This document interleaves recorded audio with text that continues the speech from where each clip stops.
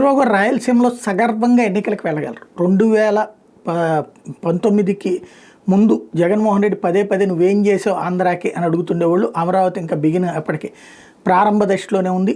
ఇప్పుడు అది పూర్తి చేసే ప్రక్రియ చేస్తున్నా. రేపు ఈ 5 ఏళ్ళు ముగిసే నాటికి 4-5 బిల్డింగులు లైన్లోకి వస్తే, 4-5 రోడ్లు లైన్లోకి వస్తే కానీ ఏ బెజవాడకో హైదరాబాద్ లాగానో గుంటూరు లాగానో తయారైపోతుందని చెప్పుకోలేం. బట్ అంతవరకు అది పెద్దగా ఆనకపోవచ్చు ఆ ప్రాంతం. ఇంకోటి రాజధానికి మనం అందరం వెళ్ళేది పెద్దగా ఉండదు కాదు కాబట్టి.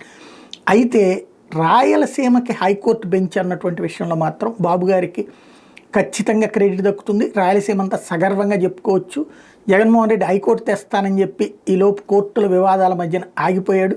చంద్రబాబు లేఖ రాయడం, లేఖ రాసిన తర్వాత ఒక కమిటీ వేయడం, ఆ కమిటీ తాజాగా అడగటం ప్రభుత్వాన్ని, మీరు ఎక్కడ ప్లేసెస్ చూపెడతారు, జడ్జీలు ఇల్లు ఎక్కడ ఉంటారు, కోర్టులు ఎక్కడ ఉంటారని వెంటనే దానికి ప్రభుత్వం రిప్లై ఇవ్వటం, వెంటనే వీళ్ళ ఒక కమిటీని వేసి పంపించడం, రాయలసీమకి వెళ్ళి ప్రభుత్వం చెప్తున్నటువంటి హైకోర్టు భవనం కోసం ఏది పనికొస్తుంది అన్నటువంటిది, ఇతర భవనాలు ఏవైతే చెప్పారో వాటిని పరిశీలించడం కూడా జరిపోయింది. త్వరలోనే మేబీ 6 నెలల నుంచి ఏడాది లోపు నోటిఫికేషన్ వచ్చేసి తెలంగాణలో హైకోర్టు బెంచ్ దాదాపుగా 10 మంది న్యాయమూర్తులతోనా, 7 న్యాయమూర్తులతోనా, 15 మంది న్యాయమూర్తులతోనా అనేది చూడాలి.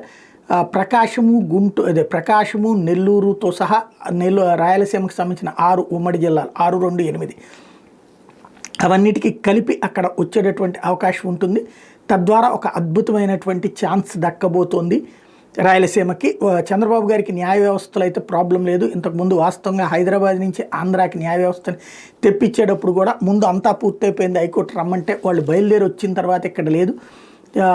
తీరా చూస్తే అప్పుడు ముఖ్యమంత్రి క్యాంప్ ఆఫీస్నే హైకోర్టుగా మార్చి కొన్ని రోజుల పాటు దాదాపు 5-6 నెలలు నడుపుకొచ్చారు. ఆ తర్వాత ఇది కట్టాక ఇక్కడికి షిఫ్ట్ చేసి మళ్ళీ ఇది కాదు, ఈ భవనం చిన్నదే, ఈ తర్వాత సిటీ సివిల్ కోర్టుకు తీసుకెళ్ళి మళ్ళీ ఇంకొకటి పెద్దది పెడతామని అప్పుడే శంకుస్థాపన చేసుకొచ్చారు. ఇప్పుడు ఈ రూట్లో ముందుకు వస్తున్నారు. ఓవరాల్గా పక్కన పెడితే ఖచ్చితంగా రాయలసీమకి హైకోర్టుని తరలించడం అనేటటువంటి గిఫ్ట్ను మాత్రం చంద్రబాబు గారు ఇవ్వబోతున్నారు.